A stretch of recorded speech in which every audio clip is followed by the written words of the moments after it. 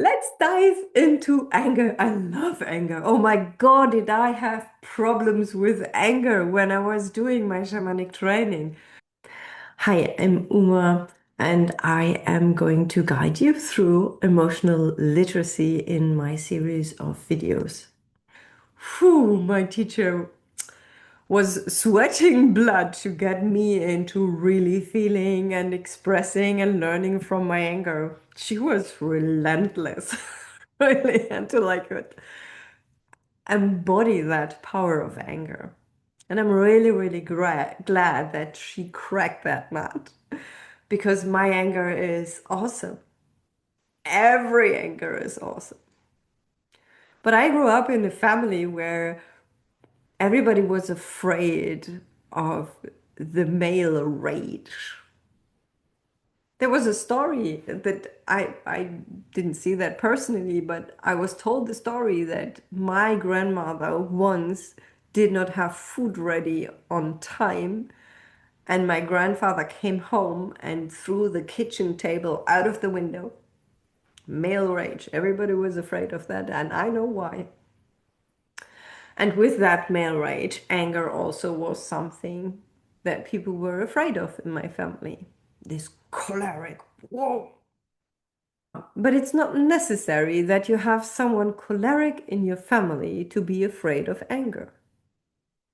You can also live in a family where everybody's not angry and speaks with a nice voice and with a calm voice, and through that, learn to be afraid of anger.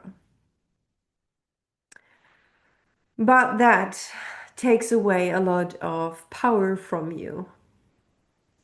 And while I'm saying that, I believe many people have the picture in mind power comes from exploding anger. No, the power of the information. I'm talking about the power of the information. Because your anger tells you something about yourself. It's not about other people. So, first off, anger is your teacher for boundaries and needs and creates a connection with other people that is eye to eye.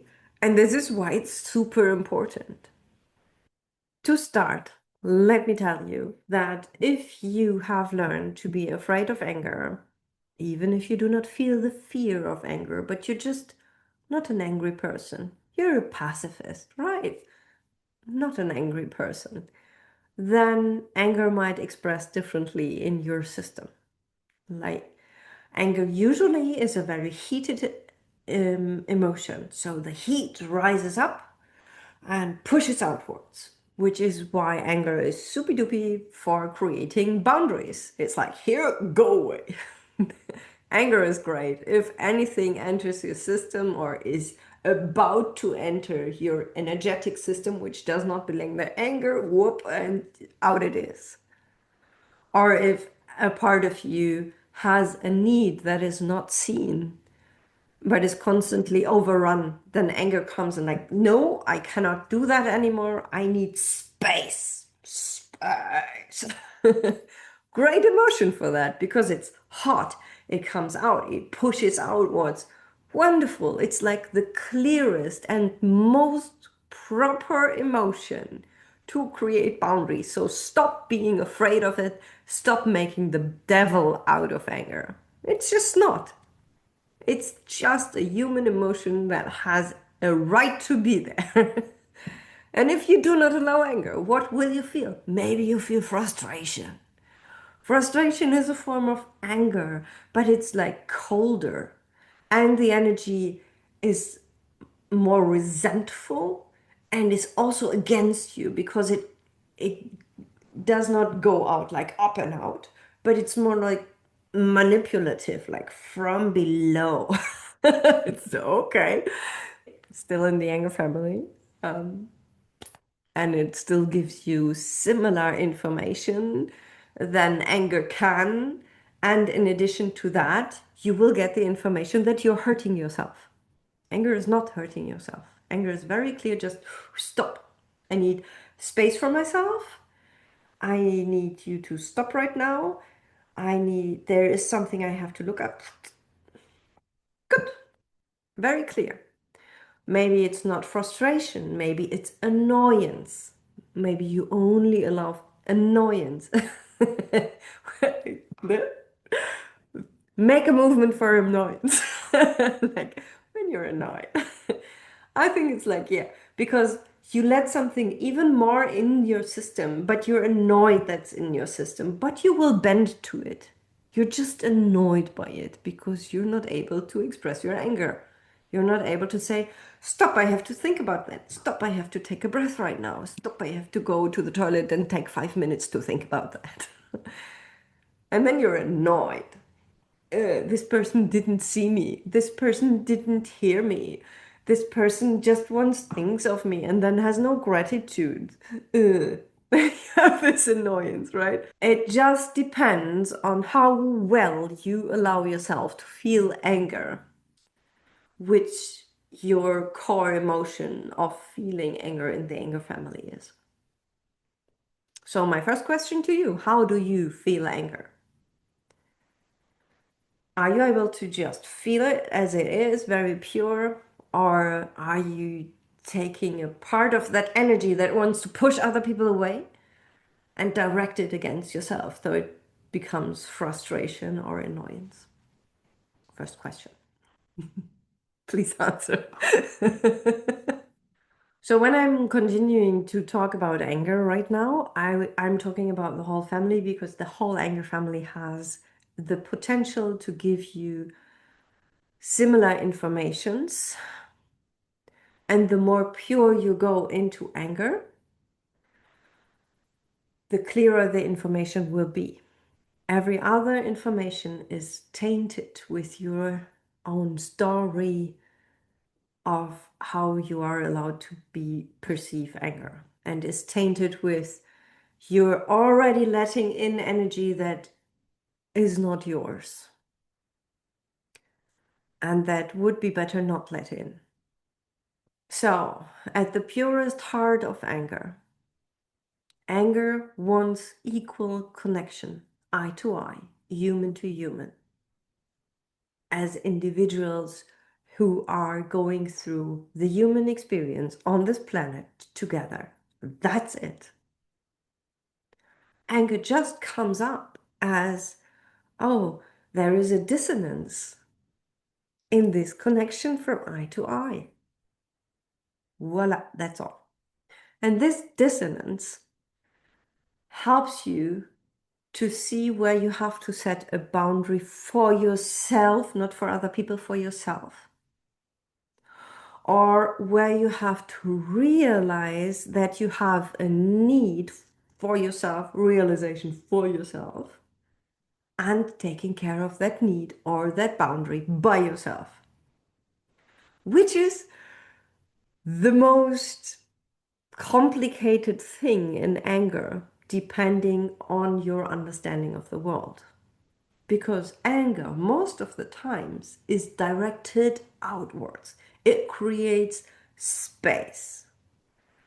If we do not see clearly, oh, I have a boundary here I have to think about, or oh, I have a need I have to think about, then what we throw outwards together with the energy of anger is guilt and shame, because that's what we learned. We learned to have guilt and shame with our emotions, with how we expressed emotions in our childhood, and that is coming up just as a pattern that we haven't thought about before. So anger is coming up and we're throwing all the guilt and shame we have felt outside to the people, and then they're the culprits, they're the enemy, they did things that weren't good. And that is the child speaking. If you're in that state of mind, it's okay, it's super okay. Just know this is a child's capacity for emotions and a child's capacity of understanding the world. So once this energy settles, rethink. Ask yourself the questions: what boundary would be healthy for me to uphold for myself? And that is a boundary that is speaking in I, not in you, or my boss better not speak like this to me. That is not a boundary for yourself. You have to have a boundary for yourself. And the deeper you can go with your needs that you get additional information about from anger, the more clearer you can set your boundary. And a boundary, please do not understand this as a wall, but as a filter. It's like you're creating a flow of energy and you're only allowing certain energy to flow towards you, and the other energy is flowing around you and away. And you can influence which energy is flowing towards you or around you by your inner posture, by your inner mindset. Some general topics that anger tells us is that we want to be seen, we want to be heard, we want to be recognized, we want to be loved, we want to be seen as special, we want to be seen as suffering. That can be in our how much we suffer for life. We want that to be seen. We want to be invited. We want to be nourished. We want to belong. We want to have our space, our righteous space, where we in our current state should be, according to how we feel that we would be best suited in the society that we are in. If that's true or not, but something that is righteous, a righteous place. Whatever you discover that the need that is beyond your anger, that triggered your anger, if you discover the need there, then you won, because then you are able to give that to yourself. For example, if someone has anger towards their boss at work because the boss always giving them new work, not acknowledging what they have done, always talking down, always giving the employee the feeling of not being good enough, the outlet for their own dissatisfaction with life, then it is appropriate for the employee to get angry at the boss, but about an own need. So first off, the anger then in that situation would say, I need space. I need something to change here. Just stop it. Just stop. Don't continue doing what you did. Stop, a stop boundary. Immediate halt. And then once the stop is established, the employee could look at what do I actually need? What would make me happy to hear? And maybe it wouldn't even be, yeah, well, that was not good enough. Maybe it would be oh, thanks for doing that. That will help someone else. Could you then take care of that next piece? Maybe that's all it would. Maybe it would be, you're doing such a good job, you need a different position in this company. Or maybe it would be, I have specific ways that I want you to implement so I can be satisfied with your work. Because up until now, you did things and I just was dissatisfied. I didn't tell you what to change and you just were left in dissatisfaction. So acknowledgement of their suffering. Right, so what is below? What do we actually need there? What does the employee actually need there? And then once you know that, you can stand up for yourself in a different way than you could before. Because before, when we are not emotionally literate, we just know this boss is an a-hole. like one of the worst people in the whole world. End of story.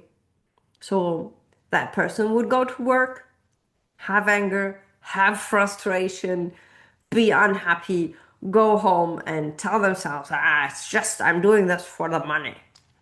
I need to pay my bills. And then that would create a shit life, a shit circle.